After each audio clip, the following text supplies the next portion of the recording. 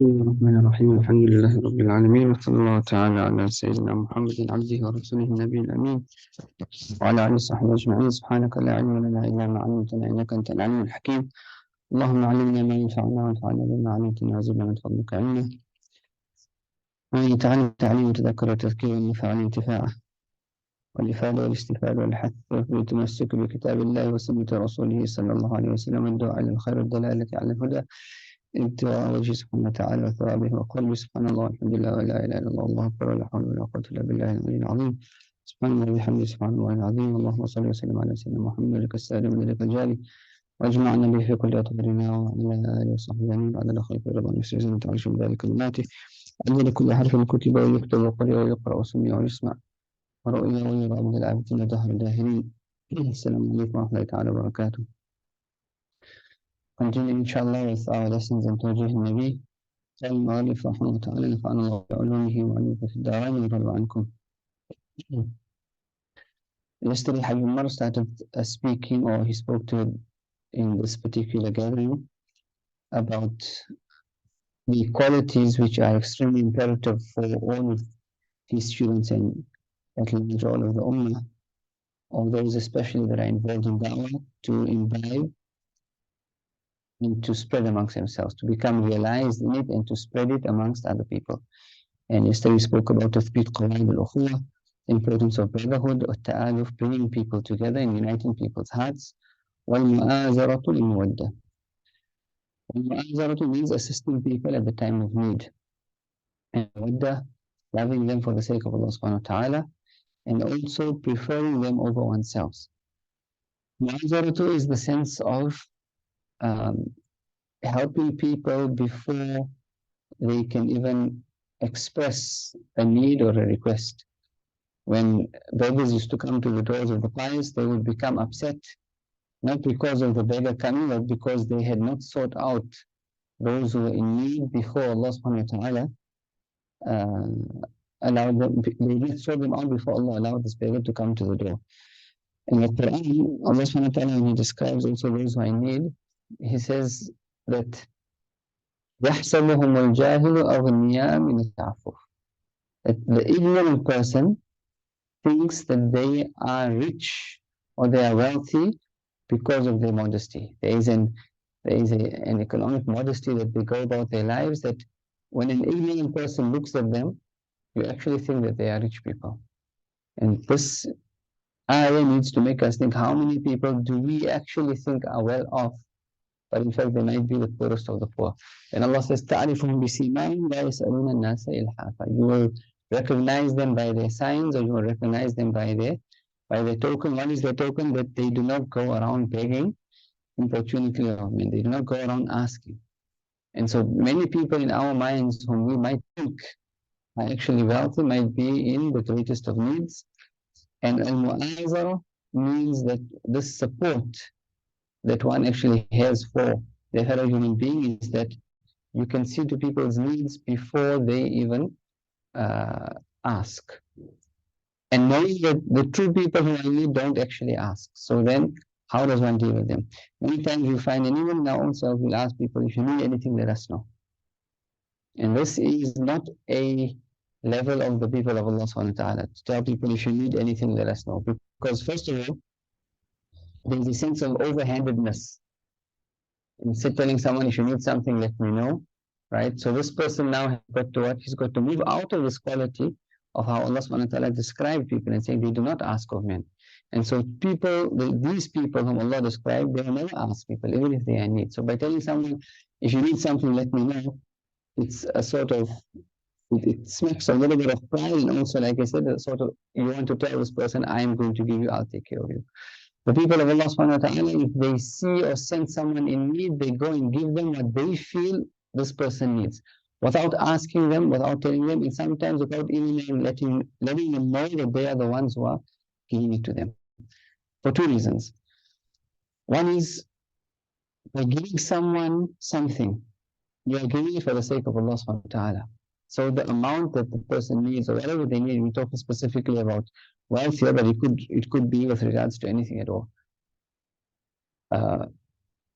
the amount that you give to this person is something that you, by looking at the situation, feel that this is an amount that they will appreciate, right, or they would need. And by giving them that, you have protected their modesty in not letting them ask. And we find this many times also when this is done, even though they might know that it is a certain person that is giving us, they will appreciate it. And there's no need for thanks and there's no need for reminders.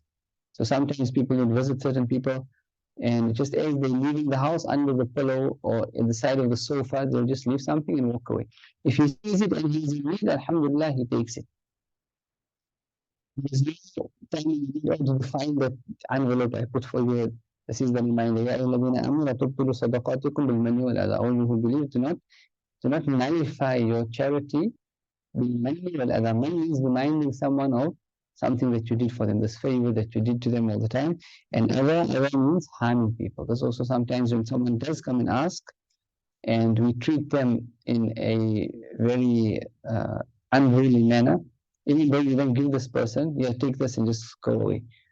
That sadaqah has no worth in the eyes of Allah subhanahu wa ta'ala, because the test of the brother and the one who asks is not what you give, but how you treat them. So if you politely refuse, but you treat them amicably, and that is greater for a person's station with Allah subhanahu wa ta'ala.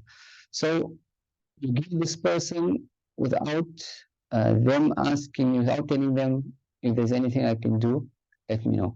And the other one is to be able to give them,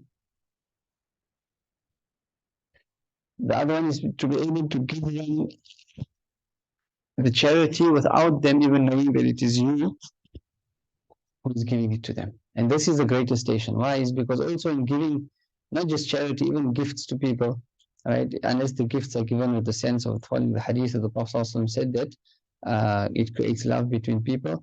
When we give charity, it's generally we want people to know that, you know what, it is my job, or it is my gift to you. And that's when the person's true qualities come out. So if you have to give a gift to someone, for example, we said, we're talking about Habib Umar, okay, and someone's struggling to read, so you send an amount of money just as a gift, right? But that person goes and he gives it to Habib, but he doesn't say it's from so and so. And when Habib is asked, he says, oh no, this person, meaning the one who carried it, how will you feel? They tell Habib, the one who carried it is the one who gave it. How would you feel? Do you feel now you've got to know and tell this person, no, but tell them to tell the people in the office that it was from me? This means that you are giving charity for the sake of name, and fame. Because if when the time it leaves your hand, it's for the sake of Allah subhanahu wa ta'ala, then when it leaves your hand, you have no problem what happens after that, and who finds out and who doesn't find out, or if it gets to the person by someone else's name or your name. A person came to Imam al-Haddad and he said he wanted to build a masjid in the time of Imam al-Haddad. Imam al-Haddad said, no problem. We have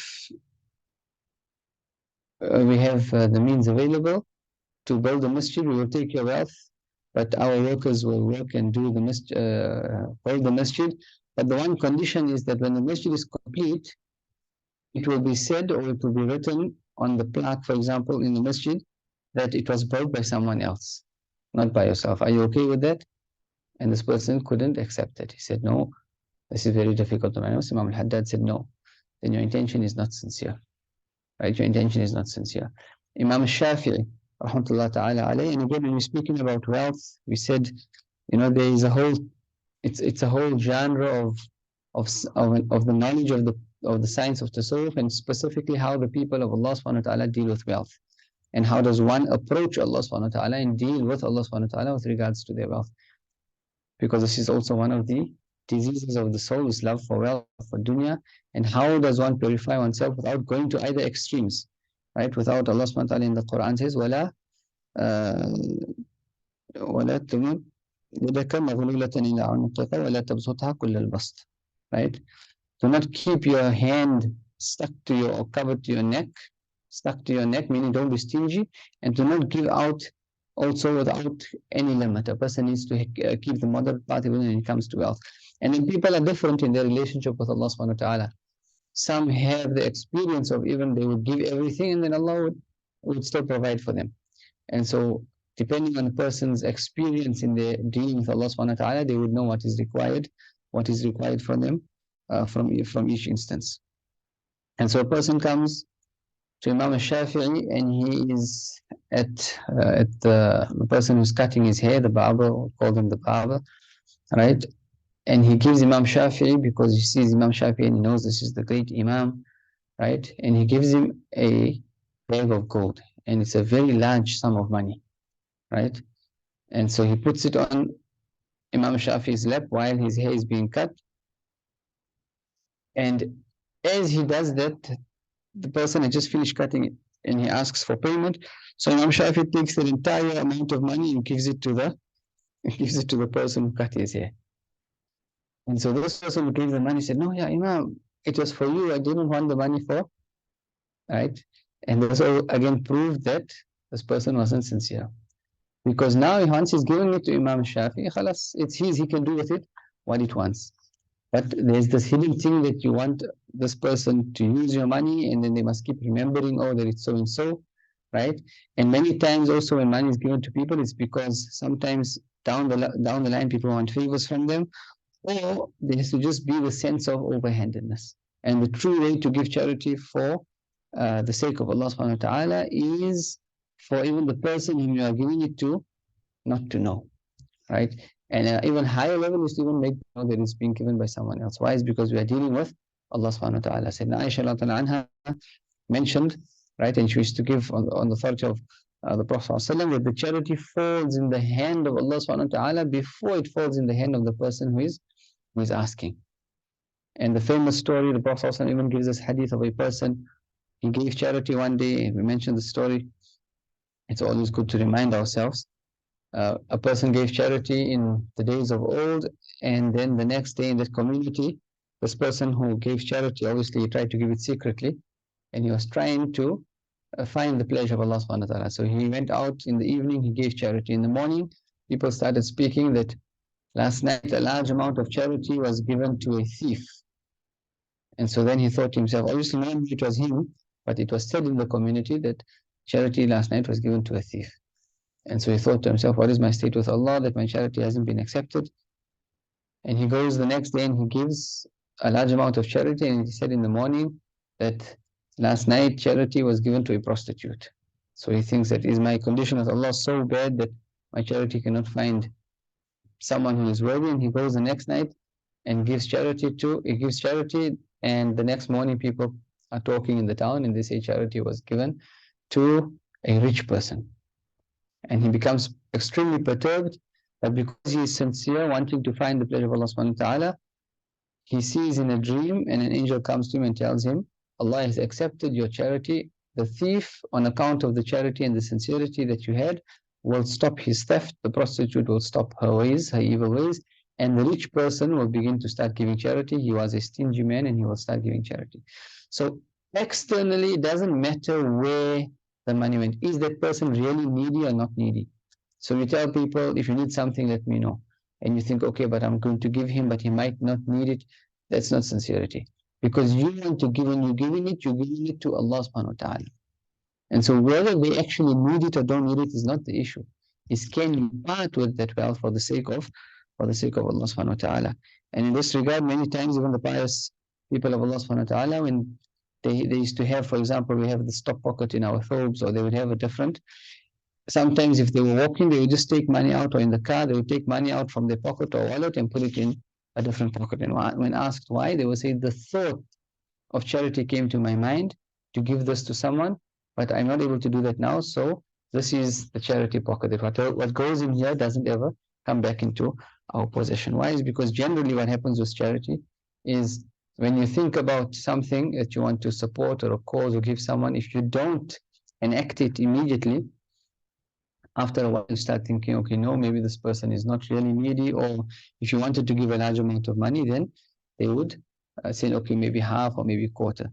And the people of Allah feel shy to turn back on any conviction that they have in terms of giving something to people. So these are also different ways in which the people of Allah subhanahu wa ta'ala deal with money. And as I said, there are entire chapters in the Ihya Ulumuddin where Imam Ghazali speaks about these things. Washaddul adud, supporting people, okay, supporting them. We spoke yesterday as well. If people have Umar always mentions people might have 99 bad qualities or 99 bad things, but they are doing one good thing or one good quality. We focus on the good quality. A person, an expression of what is in their heart. When we focus on the negatives and on the evils of people, it's only an expression of our own negatives and our own evil. And many times what we see of negativity in people is the mirror of our own diseases. Because we have those diseases, we are very quick to notice them in others. And if we do not have these diseases, then we can't notice them in others. So for example, someone who does not even know the meaning of, for example, this evil type of nightlife, right? They give the example of two neighbors. So two neighbors, they meet at their own doors, they each when they enter their home at the time of sunrise. The one neighbor came from the masjid, and as he opened his door, he saw his other neighbor, and he waved to him. And because he was coming back from the masjid, he saw, mashallah, my neighbor also, he performs his Fajr Salah. Because why this person is performing the Fajr Salah? Whereas the neighbor, he had just come back from spending the night in an evil way in sun with this type of nightlife, and he comes now at the time of sunrise or the time of after it matched the time after Fajr Salah, and he sees his neighbor, so he greets his neighbor and he thinks, Astaghfirullah, this guy, I thought he was a good person, he's also an evil person like me, right? And so we project our own spiritual diseases to people, and that is why we always say, don't worry about and don't focus on the evil qualities in people, right? It is not for you to focus and to change people, but rectify yourself and have concern. Treat people the way Allah wants you to treat them, and Allah will then take care of people's hearts. When we start changing the way we deal with people in terms of focusing on their positivity, and this is also a way in which we get rid of our own spiritual diseases, is that we focus on the good that is in others, and we also praise people behind their backs. When you praise people behind their backs, you are training your nafs, you are training your ego to appreciate the good in others, to see the good in others. And this is also a way of suppressing the evil traits in your own self. وَشَدُّ الْعَضُدْ وَاحْتِرَامِ وَإِكْرَامِ الْغَيْرِ, respecting people and honoring them. Respecting them and honoring them for whatever situation or whatever position that they might have. If they are elder, obviously they require more respect for their position in society. And we spoke about yesterday that, and this is where we stopped, the person needs to be respected for the mere fact that they have their soul, that they have the soul which Allah subhanahu wa ta'ala blew in them. And in that regard, any person, no matter whether they are even non-Muslims, or even they can be on whatever, the most evil of people, but there is a degree of respect that is required because they have their soul. And it is important, and we always mention this, and the Shaykh always mention this, that when they say you have to dislike a person for the sake of the religion, we dislike the actions that have manifested from that person. But we have nothing wrong with the person itself, because as long as the person is alive, there is a potential that they can come right. And the only time we know that a person is right or he's written off, if they have died, but then also we don't even know the state that they have died in. Many people towards the end of their lives, right, if they might get sick, whether it's a day, sometimes even in that split second, you say this person, an evil person, he passed away in a car accident. Who knows what happened in those last 10 minutes before even the angel of death approached, and he went through this severe remorse and regret, and he repented in his heart to Allah subhanahu wa ta'ala. If Allah accepted that, no one can say anything. And so many people, even in the day of Qiyamah, Allah subhanahu wa ta'ala says in the Quran, وَمَا لَنَا لَا نَرَى قَوْمًا كُنَّا نَعُدُّهُم مِنَ الْأَشْرَارِ. The verse is slipping me, but in the hellfire, the people of hellfire will say, what is wrong with us that مَا لَنَا لَا نَرَى رِجَالًا كُنَّا نَعُدُّهُم مِنَ الْأَشْرَارِ. What is wrong with us that we do not see those people whom we used to think that they were evil people? أَتَّخَذْنَاهُمْ سِخْرِيًّا أَمْ زَاغَتْ عَنْهُمُ الْأَبْصَارُ. Right? We used to take them, we used to mock at them, we used to take them for a joke. And so the people of the hellfire thought were evil were actually good people. Meaning, what you might think is out there, we don't know what is in people's hearts. And especially in the last moments before death, we don't know what happens. Therefore, the rule and the qaida is that the living cannot make any judgment on the dead that this person is in hellfire or this person is in paradise. Even the most pious of people that we know, the Prophet ﷺ teaches us, when a person passes away, no one can say for sure that this person is in paradise. When one of the Sahaba passed away and a lady, I think it was Ibn Maktoum, the Sahaba passed away and he was very close to the Prophet ﷺ. And one of his female members of his family, when he passed away, she said, Hani'an lahu bil Jannah. How fortunate is he that he attained Jannah? And the Prophet ﷺ then reprimanded and said, how do you know that he has attained Jannah? What is the guarantee? Perhaps he spoke about something which did not concern him, or he was stingy with something that would not make him poor, right? And so obviously that was a Sahabi, and our good opinion obviously of the good people, the Sahaba, our good opinion is that they are in Jannah, but no one can make the judgment, because that is only for Allah subhanahu wa ta'ala to judge. And so therefore also many times if someone passes away, we don't know what their state is, we say the judgment is with Allah subhanahu wa ta'ala. And we say it is my good opinion and it is my hope that Allah subhanahu wa ta'ala has entered this person into paradise. وَاحْتِرَامُ إِكْرَامِ الْغَيْرِ وَنُكْرَانِ الذَّاتِ. Nukrani that means denying the self, denying the ego, putting oneself down all the time. And this is the essence of the path of Tasawwuf. One of our teachers, Mona Yahya Bam, before I traveled and I went to visit him, and obviously he knew that this path of Tasawwuf, because he was also a Shaykh and a Murabbi, and he would teach us and he would ask, what is the meaning of Tasawwuf? And obviously you wait for the reply from them, and he says it is to become nothing. The whole essence of Tasawwuf is to become nothing, right? And that, it seems easy, but that is a very, very difficult process, because this ego needs to be put down. This ego needs to be like crushed into the ground. Imam al-Qushayri says that no person will be worthy of the spiritual path until they are ready for their souls to be used by the mashayikh as a broomstick with which they sweep the garbage dumps. Meaning any menial task must not be too menial for you, right? And the process of now breaking down the ego is a lifelong process. Some people are ready for the process and some people will never be ready for the process. Some will need a short time to achieve it and some will need a lifetime to achieve it. Nukrana that is denying oneself, getting rid of the I. Even in the speech, the people of Allah subhanahu wa ta'ala, when they speak and they say, for example, I, and they have to mention the word I, they'll say, Ana wa a'udhu billahi min ana. I did this and I seek the protection in Allah from I. And so therefore they would always speak with the word we, the plural we, or they would say al-faqir. Al-faqir means the poor one or the impoverished one. So if you're not familiar with this, and if, for example, someone is supposed to meet you at your house and he comes 5 minutes late and he says, forgive me, the impoverished one was busy with his family, or he got delayed with the children, and you wonder now who's this faqir speaking about. After a while you realize he's speaking about himself.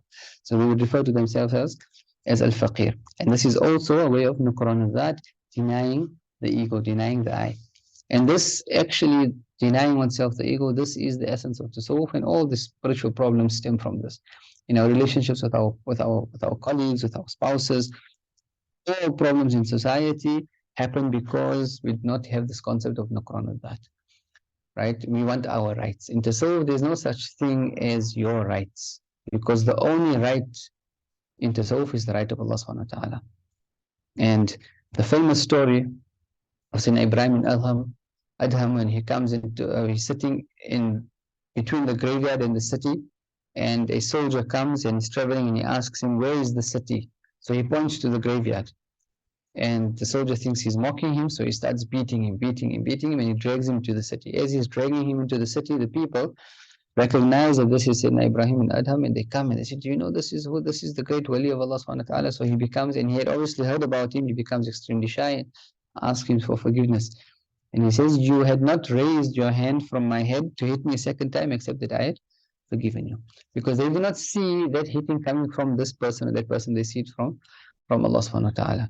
So he says, why did you tell me that is the hay? He says, because the true living are those who are living the life in the barzakh. The true living are whom we refer to as, and these people who are alive, I actually did, because obviously people are living in the negligence of Allah subhanahu wa ta'ala. There's also another story which brings home this concept of nukrana that and not seeing oneself as having any right. So a person comes to his Shaykh and he asks him to teach him the Ismullah al-A'zam. Ismullah al-A'zam is Allah's greatest name. The Prophet ﷺ said in a narration that Allah has a name, right? A greatest name, or the greatest name of Allah, which when one uses it in dua and in prayer and supplication, the dua will never ever be rejected, right? And what that name is obviously is an enigma, in different people's, different scholars say different things. Some people would say it is the name that you use when you find that connection to make it to Allah subhanahu wa ta'ala, and you feel that spiritual connection. Some would say it is the name of Allah, others would say it is Ya Hayyu Ya Qayyum, and there's different opinions, meaning that Allah should be called upon by his names, and a person should be involved in supplication.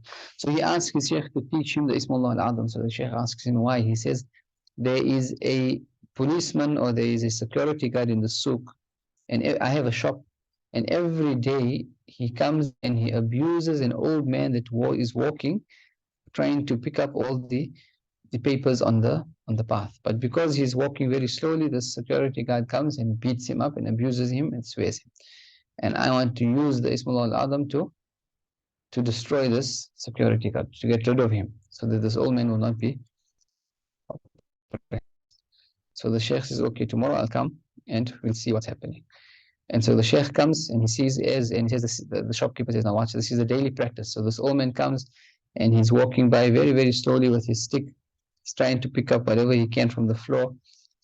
And the security guard then comes by and starts abusing him and swearing him and hits him, right? Throws him to the floor and goes on his way. And this person is riled up. How can this oppression take place, right? In front of my eyes. And obviously he can't approach the officer, because his shop will get closed down or he'll get abused himself. So he wants to make dua against this person. So then the next day in the lesson, the Shaykh calls that student and tells him, do you know who is the one that taught me the Ismullah al-Azam, the greatest name of Allah subhanahu wa ta'ala? He said, no, who it was. He says, that old man who is walking in the marketplace, in the souk, and who was being beaten by the security guard. Okay, and this is also the way that even the people of Allah subhanahu wa ta'ala, even though they might have access and ability to do certain things and make dua against people, but they don't see things happening from people. They see it happening from Allah subhanahu wa ta'ala. Someone slaps you across the face, we would respond. People say, this, Allah has done this. But why? I perhaps have been negligent and deficient in my relationship with Allah subhanahu wa ta'ala. And this is the nukrana of that, and there is a very thin line, right, between nukrana of that, and these are for the people on the path to Allah subhanahu wa ta'ala. We are not talking about people who are being abused or people who are in abusive relationships. These things need to be sorted out in their specific arenas as well, right? And people mustn't confuse things. Someone who is on the spiritual path and they have a sheikh or a mentor or a coach, and they're going through their way in which they would approach and deal with life is very different from someone, obviously, who is not on that particular path. And this is not a way to say that a person will condoning abuse, or a person to live in an abusive relationship or to be taken advantage of. We are talking about the moderate path, right? The moderate path is one which a person, he doesn't oppress people, nor is he oppressed. لا تظلمون ولا تظلمون. But in the tarbiyah, in the training of the nafs, a person for a specific amount of time or for a period, they would allow themselves to go to either extreme. And this is a technique of tarbiyah, because Imam Ghazali also mentions this. So for example, a person who is a glutton, a person who just eats anything that comes to his mind, or whenever he feels like eating, he eats, this person is a glutton. It doesn't necessarily, a glutton is not someone who necessarily is fat, right, or has a big stomach. A glutton is someone who cannot control themselves anytime they eat. They just think of something's available, they want to eat it, right? Someone who is like that, and you want to come back to the moderate path of eating, they won't be able to. So you have to take them to the other extreme. And this is now you read about how the tarbiyah and the spiritual training of the people of Allah subhanahu wa ta'ala with the murids, they would keep them, they would cut down their food, even weighing it, how many grams they would eat, and then cut down 1 gram every day, until they would leave them just with half a loaf of, or half a roll, for example, right? And the whole purpose of that was now to bring back straight so that it can be attached from food. And that is also not the goal. The goal then is to come to moderation. Then to eat. When there's food and you're hungry, you can eat. When there's food and you're not hungry, you don't have to eat. When you eat, you don't eat to your full, or you eat just less than when you are full. And likewise, if we have addictions, if we are, and addictions are not necessarily those things which we regard as addictions in terms of drugs and substance abuse. Addictions can be with regards to anything. We all have cell phone addiction now these days, right? A person can be addicted to a certain lifestyle.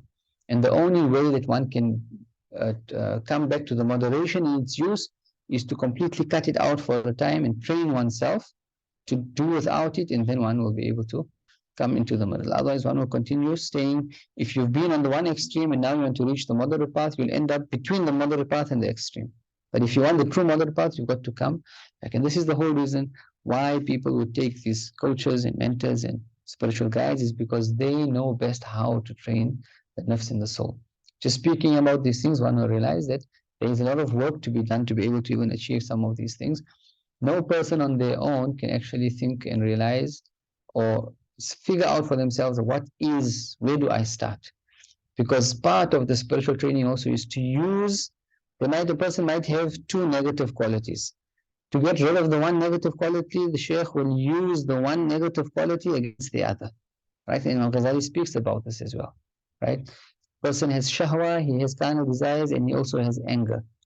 In order to get rid of the carnal desires, a person has to use the anger, which is a negative quality, but use the anger against the shahwa. And likewise, if the anger is too much, then, so for example, if you are angry, you should have a system to deal with your anger. Everyone should have strategies within which they deal with their anger, because it is senseless for a person to think, I'm not angry, and then when things happen, then they blow up.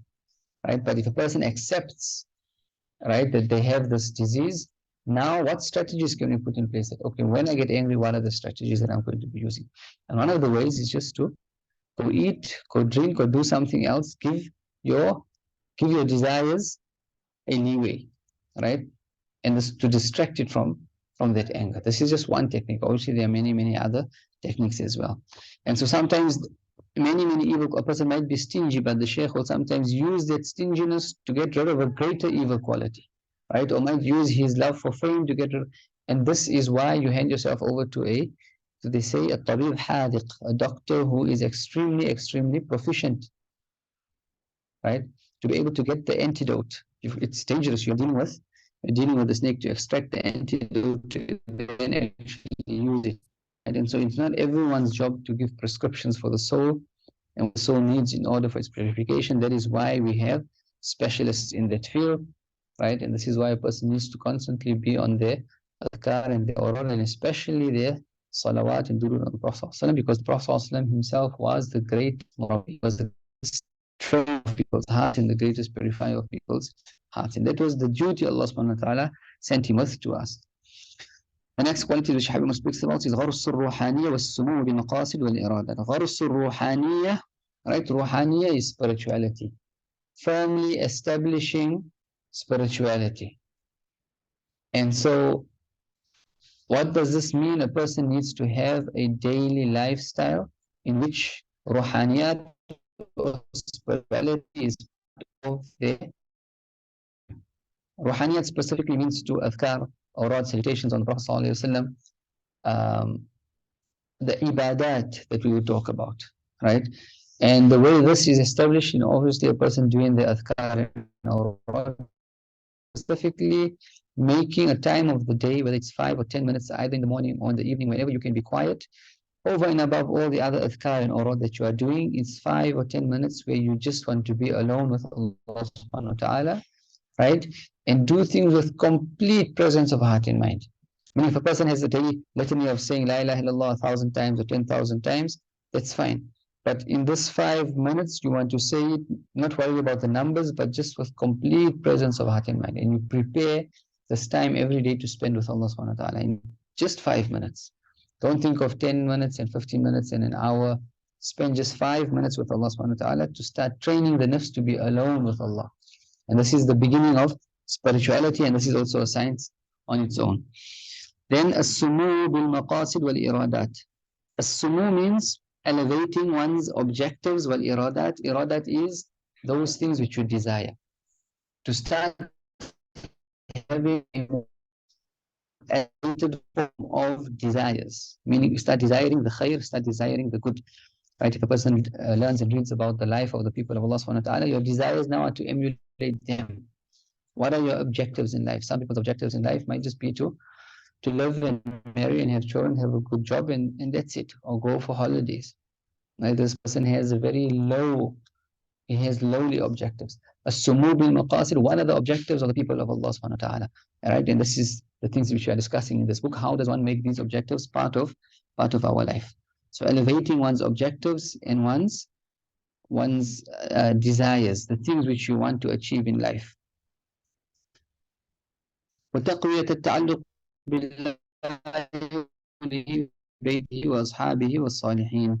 The next thing which a person needs to do is to strengthen the connection that they have with Allah subhanahu wa ta'ala, with the Prophet ﷺ, with the prophetic household, and the companions of the Prophet ﷺ, and the pious.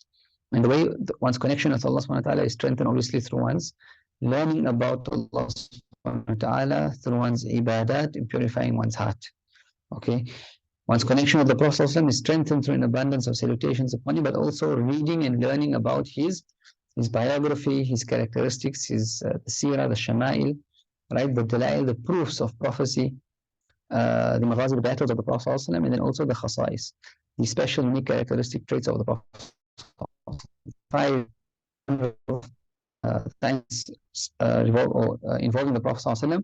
The biography is just one of them, and we need to learn especially about the unique special characteristics about the Prophet ﷺ, in order to become acquainted with him. One then needs to learn about the rights of the Ahl al-Bayt, the prophetic household. What was the rights that the Prophet ﷺ and Allah subhanahu wa ta'ala gave to them, and also the rights of the Sahaba. And this also happens through reading their biographies and reading their life stories, and reading the life stories also of the pious. So if a person has to look at what is required, if a person wants to take the spiritual path in terms of their duties, there are many, many things. And if a person is not organized in their days and days and months and years will go by, and a person is not actually benefiting. Because over and above your farad, your fara'id of your salah, that which a person ought to be doing, a person should be having the adhkar, right, daily litanies which they are doing, a daily set word of salutations on the Prophet. Okay, daily portion of Quran one is reading. Right? This already is a sufficient amount of time, or a large amount of one's day, right? If one is also working or studying, then one also needs to be reading about something of the deen. This is the fiqh, right? On ahkams, salah, fasting. If one hasn't gone through a basic primer of fiqh, one needs to do that. I don't know that we are worshipping Allah subhanahu wa ta'ala well. One also needs to be reading about the life of the Prophet ﷺ. One needs to be reading about the books that deal with the purification of the heart, and then one needs to be reading about the biographies of the pious, the Sahaba, right, the Ahl Bayt, and the other great people of Allah subhanahu wa ta'ala. Because these are the armies of the heart. When one reads biographies, it gives a person impetus to want to try and emulate. وَالتَّحَقُّقِ بِالذِّكْرِ وَالشُّكْرِ, becoming realized in remembrance and shukr, being thankful to Allah subhanahu wa ta'ala. Dhikr is dhikr.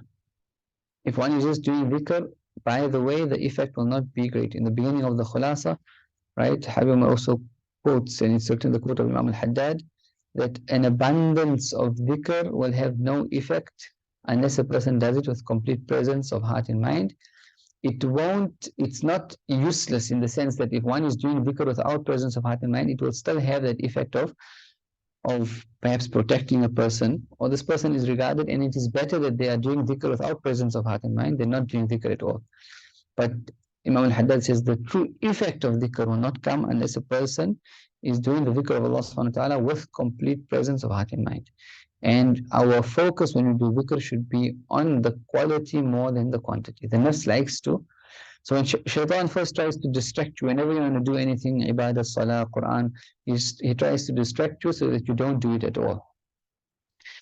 Then and this is the procrastination, doing your salah the last time, or not even doing dhikr, not even reading Quran. But if you get to the point of now that you make the firm determination and you take the conviction that you're going to do it, his next step is now to try and let you rush through it. So now he can't let you not do it. So what does he do? He says, do it, but do it quickly. When you're in salah, then those thoughts come. I got to do this, I got to do that. You're reading Quran, something comes up, thoughts.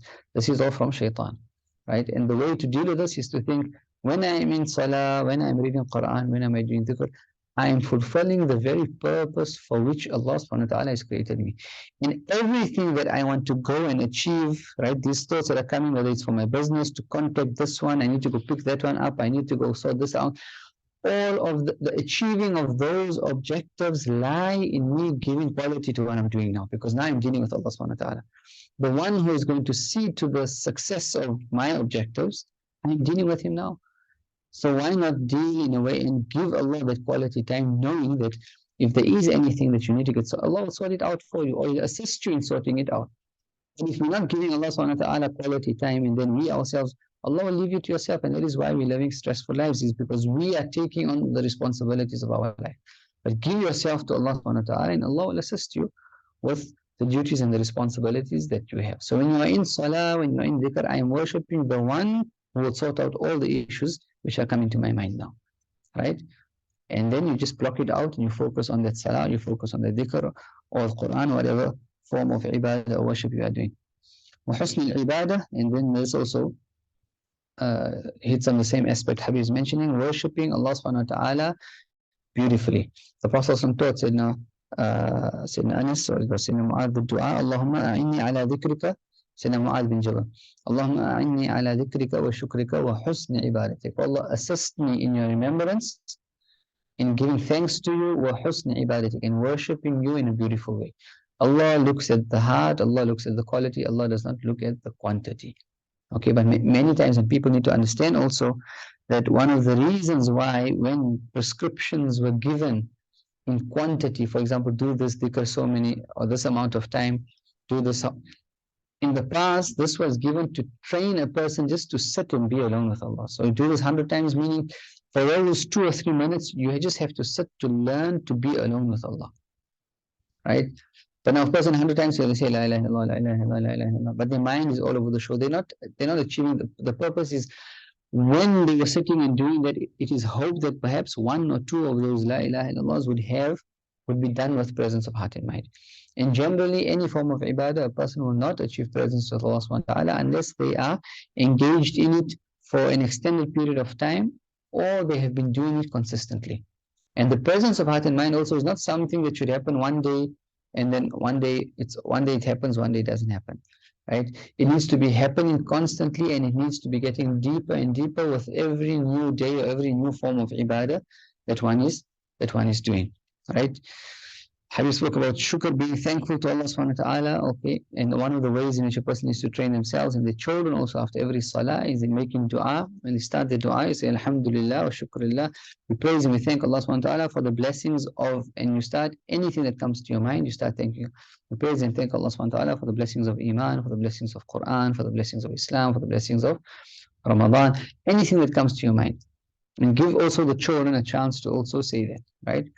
The father or the mother can start, right? Whether it's before on the dinner table or lunch, any time of the day when the family need to be meeting for their daily dhikr, train the children to start saying this, Alhamdulillah wa shukrullah. We praise and thank Allah subhanahu wa ta'ala for the blessings of, and the children must think about what they want to. And anything they can say, it can be mundane things, but their minds need to start appreciating even these mundane things that they are from Allah subhanahu wa ta'ala. And obviously, وَإِن تَعُدُّوا نِعْمَةَ اللَّهِ لَا تُحْصُوهَا. It says if you had to try to enumerate these blessings of Allah, you would never be able to. And the way to even begin one's dua is by praising Allah subhanahu wa ta'ala and thanking Him for these blessings. The next qualities which Habib speaks about is توسيع التعميق آفاق التصورات والمدارك. Expanding one's horizons in terms of the understanding, right, of how things are done, especially in terms of da'wah. Tamam? Tawsi or ta'miq means, tawsi is expanding and ta'miq means depth, right? Expanding one's horizons, right, and one's depth of understanding of things, right? Al-madarik, how do we view life? How do we view da'wah? How do we view ilm? How do we view spirituality? And this can only happen through knowledge and through reading, studying the books and spending time with the people of Allah subhanahu wa ta'ala, because in spending time with them, they are the ones who will expand your horizons. One has to be reading. Okay, and even if we're not speaking specifically about studying the deen and the sharia, but reading has to become part of a person's life. A person who is not a reader, he doesn't like to read, he doesn't like to receive information, then this person is, right, is deficient in their humanity, because the only reason and the only way in which a person is able to learn about life is through learning and reading. And many times, what would happen is even these technological devices that we have are the biggest distraction that distract people from reading. What's interesting to know is even the people that manufactured and they were the creators of some of these devices, they don't even allow their own children to use it, because they realize the detriment that it has on a person's attention span, and also it removes the ability that a person has to think clearly, right, and think out of the box. It is a form of control, right? And all of us, everyone will know themselves how one uses these devices. So expanding one's horizons and getting depth in one's understanding of things, especially with regards to the three objectives, that will only happen when one spends time with people who are higher than them, right? And this is why we spend time in the community or in the company of people who are greater than us in these three objectives, so that we can learn. And this also means that a person needs to have humbleness in wanting to learn from those who are even lower than oneself. So anytime, for example, if you speak to someone, you need to be able to, this question, how are you? Kayfa hal? How are you? Initially, this question was, how is your iman? How is your relationship with Allah subhanahu wa ta'ala, right? And by extension, when we ask people, how are your efforts? How are you with regards to the da'wah? How are you with regards to your spirituality? How are you with regards to your ilm? And ask people to share their experiences of their own relationship with Allah subhanahu wa ta'ala, the Prophet and the three objectives, and you can learn things from them, right? We can learn from other people, because we are all traveling this path together, and then our horizons are expanded and deepened when we learn from other people's experiences. And then وَالْمُلَازَمَةِ الْجِدِّيَّةِ وَالْوَقَارِ. The next quality which Habib wants the students to, and all of us to attain, is مُلَازَمَةِ الْجِدِّيَّةِ وَالْوَقَارِ. To be serious. To be serious about the work that we are doing. When it comes to work, when one has to do one's work, fulfilling the objectives or the three objectives, one does it with jiddiyah. Jiddiyah means it's a sense of seriousness and strength, right? One doesn't go about doing their things in a laissez-faire, with a laissez-faire attitude. By the way, get it done whenever you get done. No, one needs to be serious about the work. And waqar, one needs to have a sense of serenity about themselves. Even just the way students walk in Dar Mustafa, Habib reminds them that students shouldn't walk in a way, for example, one hand over the other student's shoulders, or walking around and looking. A person needs to walk with a sense of serenity and dignity. And he says spiritual openings will also, he says, how can a spiritual opening come to a student who is not even walking with dignity and serenity? And why also? Because that is the sunnah of the Prophet. How did the Prophet walk around just looking? They say the Prophet would never yaltafit. If he was walking and he was called from behind, he never turned to look. Right? That was the sense of dignity that he had. Right? And obviously with Allah, he never turned with his head, without his body. If he turned with his entire body to look at someone or to look at something. He would never look like this or look like that. Right? And we have stories also in the seerah, when a person once called out Muhammad, because he had a friend whose name was Muhammad, right? And the Prophet thought that he was calling him, so the Prophet just stopped. He was behind, but the Prophet just stopped. He didn't turn to look, but he stopped, right? And one can get a sense of this serenity and dignity, that one doesn't just turn one's head around, right? If one is called, and imagine the Prophet being called, and he stops. He doesn't look to see who is there. And if he had to turn, he turned with his entire being, right? And this can only be done if a person's heart is with Allah subhanahu wa ta'ala all the time. Realizing that even my movements of my body or my head or my finger or my eyes, Allah is conscious of this. And when a person becomes a person of Allah subhanahu wa ta'ala, we notice this with our mashayikh, right? It is almost as if their movements are controlled. They have free will, but they are so infused in in the spirituality, in this love of Allah subhanahu wa ta'ala, and so infused. That is the annihilation. The annihilation in the Prophet ﷺ as well is that his movements and the way he did things become your movements. And we see that with the Mashaykh. When you read the description of the Prophet ﷺ and you look at their lives, it is almost, you don't have to read the books, you just have to look at them. So this concept of, well, you know, one of the one of the students, he comes to Tareem, right? He visits and he said he knew it was the practice of the Prophet ﷺ.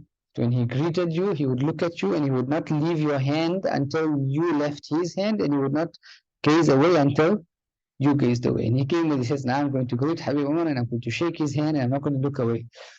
And obviously, I mean, he's a new student, so he's forgiven for wanting to do this, but he wants to test the sunnah, right? Or see how. And so he says he goes and he greets Habib Umar's hand and he's shaking, and Habib Umar looks at him and he says he's trying to continue until he felt shy, and he took it away, right? And many times also we know the Prophet was the first to greet. That when he was approaching from a distance, the one who greets first is the one that doesn't have pride in his heart, right? And so sometimes also you're waiting, if you need to speak to Habib Umar, you're waiting, and you want to also try and greet first, but he'll always beat you to it, right?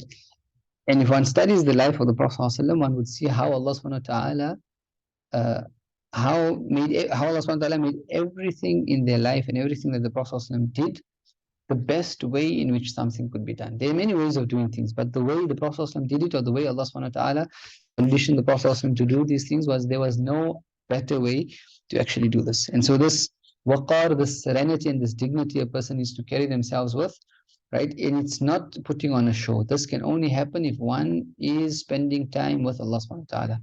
The serenity and the dignity, the way a person walks and talks, you can tell that this person's heart, he's someone that spends time alone with Allah subhanahu wa ta'ala.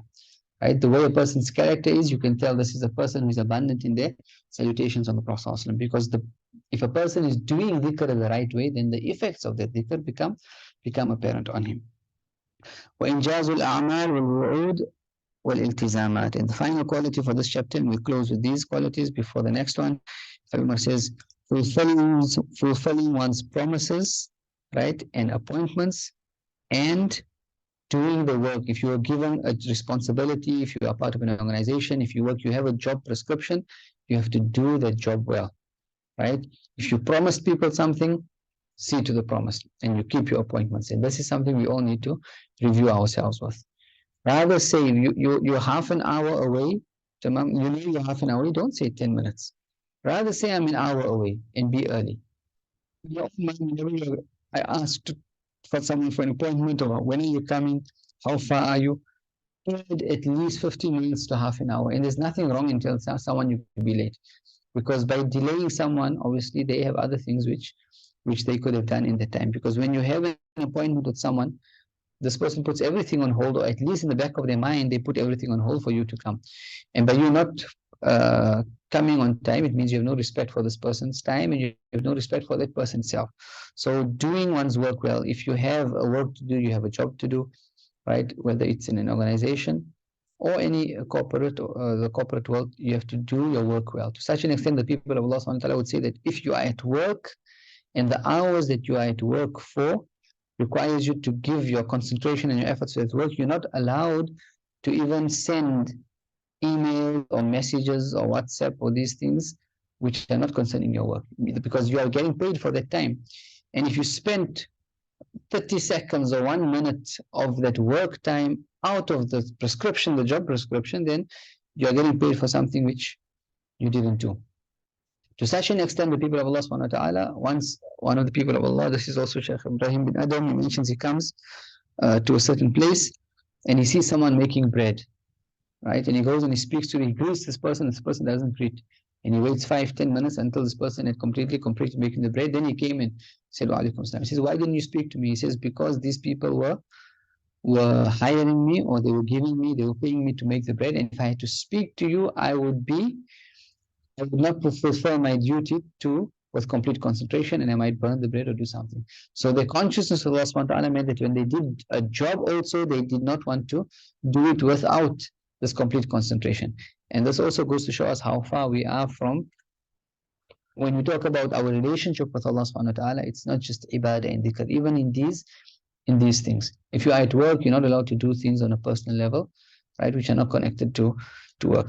Keeping one's appointments, right, and this is something which also requires maybe more going into how even the people of Allah subhanahu wa ta'ala would deal with the appointments. Habib Ali al-Mashhur, the great Mufti of Tareem, when he had lessons, if his lesson started at 6 o'clock, he would be at the class at 5 to 6. At 6 o'clock, he starts the lesson. At 7 o'clock, he ends the lesson. This was his habit. If for any reason he came late, he would apologize. Even though he's the Shaykh, he's the Mufti of Tareem, he would apologize to the students and he would give them the excuse why he was late, which was also extremely rare. And he would get disturbed if the students who were coming for the lesson were late. Not because he says we are nothing, we don't need to teach. The students needed to learn the knowledge from them, right? But they would say we need to teach our relationship with Allah subhanahu wa ta'ala. But they would get upset with the students who came late because they are lay students. They need to learn to be on time. And also this means learning to be on time is a form of spiritual striving. If you're on time, it's a form of being close to Allah subhanahu wa ta'ala, a form of gaining proximity to Allah subhanahu wa ta'ala. How you fulfill your appointments also is a translation of your relationship with Allah subhanahu wa ta'ala. Why? It's because the greatest duty which we have from Allah subhanahu wa ta'ala is with regards to appointments, with our salah times. And for example, salah in the masjid, it's that 5 minutes. The salah starts at 7:45, for example. You got the whole day you came back from Maghrib, you have a whole hour and a half, hour and 10 minutes just to be at the masjid at 7:45. 5 minutes later, you've missed Jama'ah, right? And so Allah subhanahu wa ta'ala is teaching us with our salah how to be consistent with our appointments. And also women at home, they should have set times in which they read their salah at home, in which they put everything on hold. And at the first times of salah, we read salah at home. Because if one delays one things with salah, and okay, we'll read at our time, then generally this person also in their lifetime, they will not achieve many of their objectives, and things which they want to see done will never happen at the times that they wanted to do it, because they are delaying the duties and responsibilities they have with Allah subhanahu wa ta'ala. We ask Allah subhanahu wa ta'ala to grant us tawfiq and to forgive all our shortcomings. Wa akhiru da'wana alhamdulillahi rabbil alameen. Subhanakallah wa bihamdik. Nashhadu an la ilaha illa anta nastaghfiruka wa natubu ilayk. Wa billahi min shaitanir rajim. Bismillahir rahmanir rahim. Wal 'asr. Innal insana